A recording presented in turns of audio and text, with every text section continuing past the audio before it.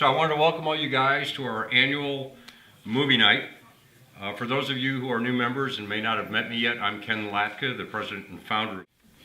Tonight we're honored to celebrate the work of Nate Adams and Adam Carolla of Chassy Media as we screen two of their award-winning documentaries. First, we're going to watch Winning: The Racing Life of Paul Newman that chronicles actor, producer, and director Paul Newman's love of racing. Then after intermission, we'll screen The 24-Hour War that chronicles the battle between Ford and Ferrari at the 24 Hours of Le Mans in the 1960s. I hope everybody was able to check out Paul Newman's Trans Am Series race car that's on display under the tent outside. Nate's going to give you more information on it, but he just told me that Adam was really kind to swap out the car he was originally going to give us with this one, which just happens to be one of the championship-winning cars that Newman won a championship in. So on behalf of our members, I want to thank him for allowing us to display one of the really, really special cars from his personal collection. Unfortunately, Adam is unable to be with us tonight, as you may or may not have noticed, because he has to attend a wedding. He really wanted to be here, but this came up. Anyway, he asked us to play a brief video that I'd like to share with all of you now. Hey everybody, it's Adam Carolla. Sorry I couldn't be with you tonight. As you know, I like cars.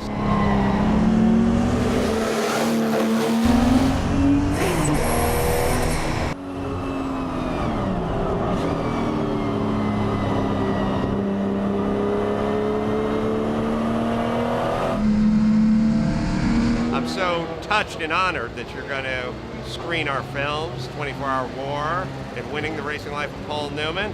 Do not worry, my very able-bodied accomplice, I said accomplice, she hasn't really accomplished anything, accomplice, Nate Adams, is going to walk you through both documentaries. Once again, sorry I couldn't be there. Somebody is getting married and I have to go to the marriage. Can you believe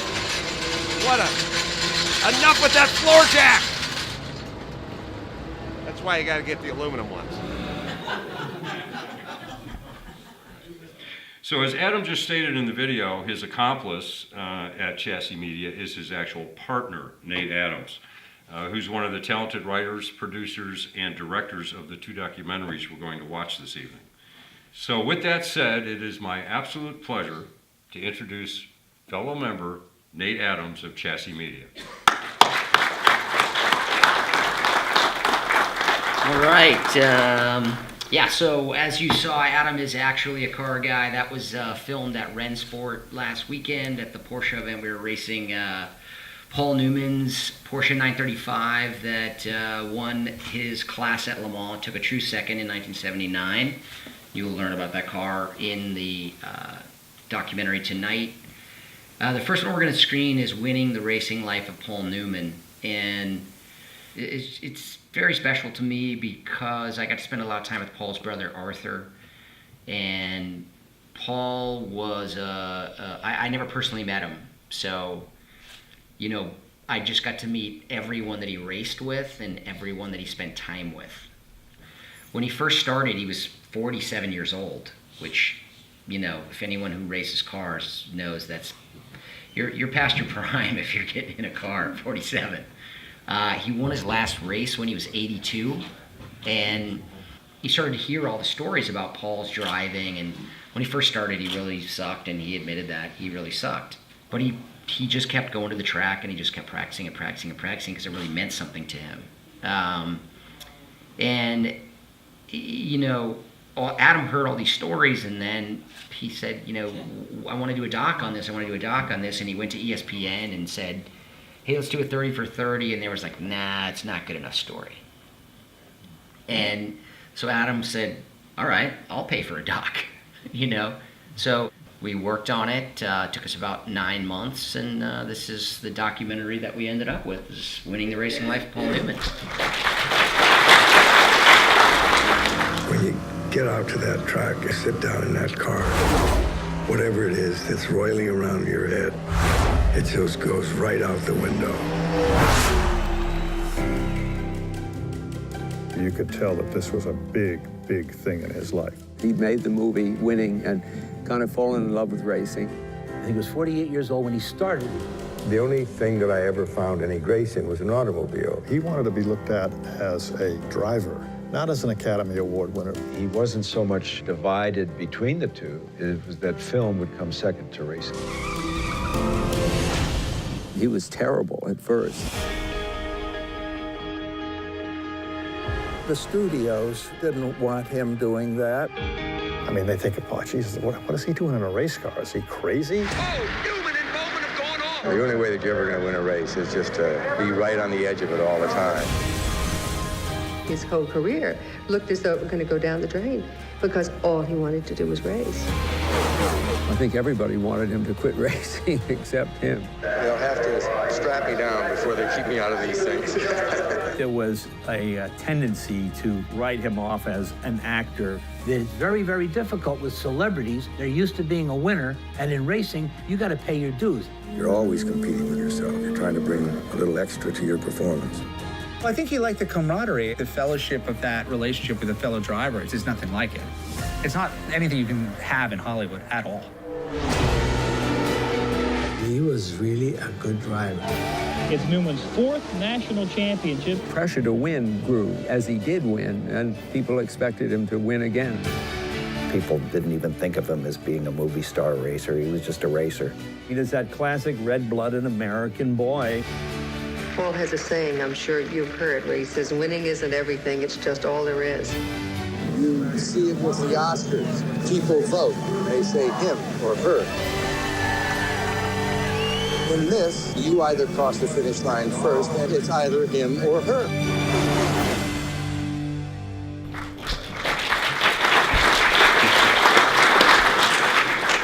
All right, well, thank you, everybody. Hope you enjoyed it, and, if you have any questions, I would be happy to answer them, or we can go eat. Yes, sir? Can you tell a story about the Joanne Woodward engraved Rolex that they recently auctioned off in Paul's? Yes, Paul always wore the same Rolex Submariner watch when he raced. If you watch this film, you will see it on his wrist nearly every time he races. In the program, the car, I believe it says it's a 300ZX Turbo from the 80s. It's actually the 1985 GT1 National Championship car. So it's actually the car that Newman won either his 3rd or 4th national championship in. He won them back-to-back years. You got kind of a little more of a special car. That car is... We have 3 of the 4 cars that Paul Newman won national championships in. We have the Triumph from 1976, and we have the 1985 GT1 car and the 1986 GT1 car. Yes, sir? So how many hours of footage did you start with? Seemingly 1 million. The ratio is sometimes like about 100 to 1 hours, 100 hours for an hour, but you end up with 8mm, 16mm, 35mm, 1-inch digibeta, everything. Well done. Well, thank you. Oh, thank you guys.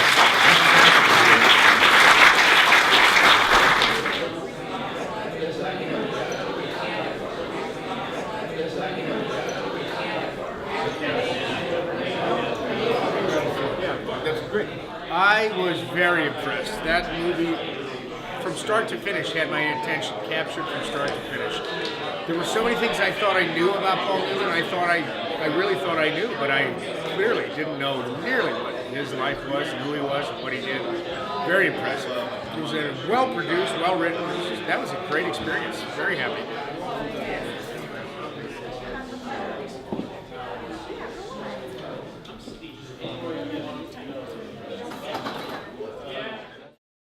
Everybody full? Everybody happy? Yeah. All right. The next film is another award-winning documentary from Nate and his team at Chassy.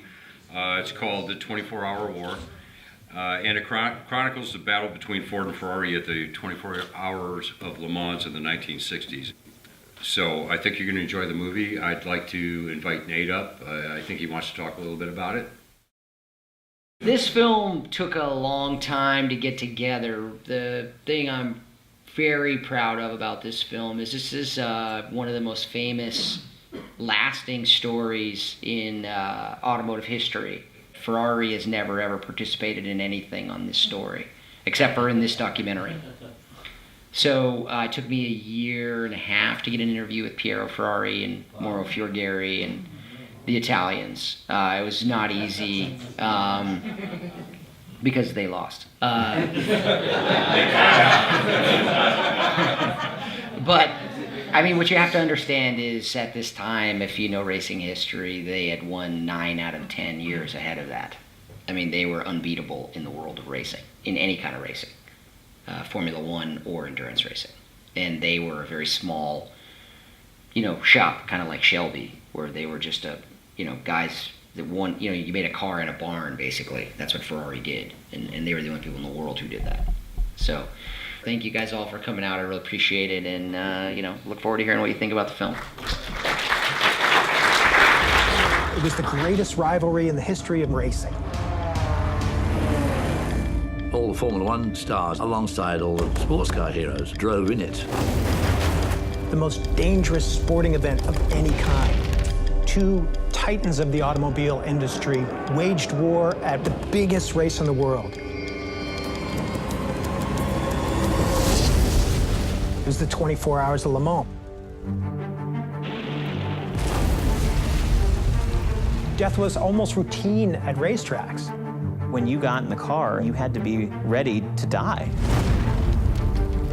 But the car that would win is the car that people wanted to buy. By the mid-1960s, the name of the game at Le Mans had become Beat Ferrari.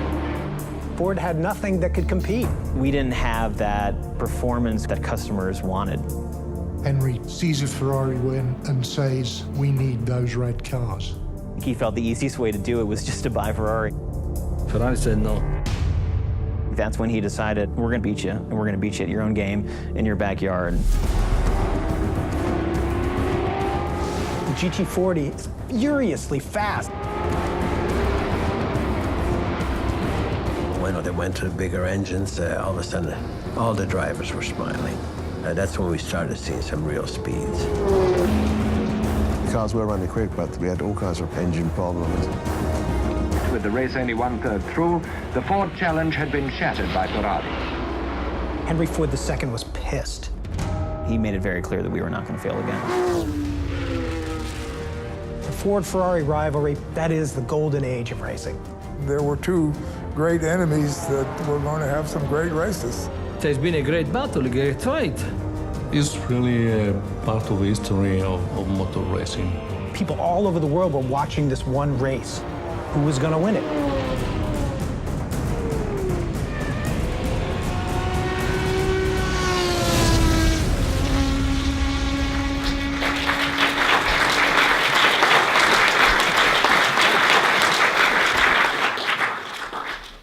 All right. Well, thanks for everybody for sitting through 2 documentaries and not falling completely asleep.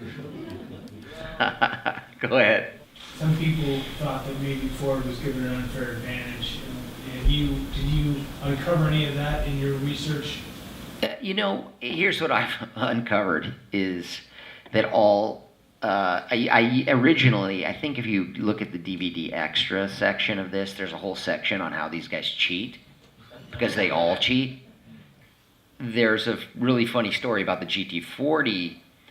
They put a block. It was I think it was a 4x4 block that all the cars had to clear at Le Mans when they test the cars. And the GT40 couldn't clear it because they tried. So when all the guys walked next to the wheel wells and lifted the car up about an inch so that it would clear that block. They all cheated, just so you know. I mean, it was racing. How do you get Ferrari to be a part of this? I feel like this is the biggest humiliation in their company. It really wasn't. Ferrari was the size of Shelby.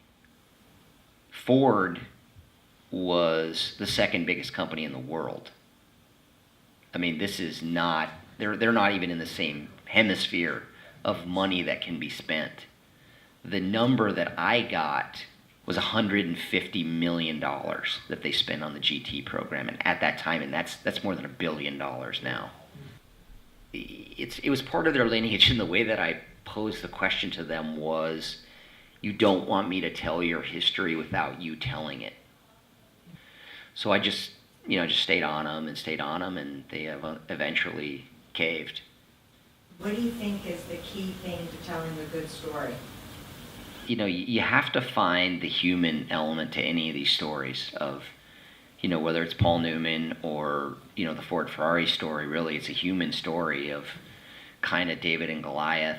It can't just be facts and figures and things like that. You have to find human elements that you can grab onto, and if there's humor in it, you should try to find that too. These documentaries would not be made. Adam makes these on his own dime. You don't have very many people who are willing to go out of pocket to do something that they love.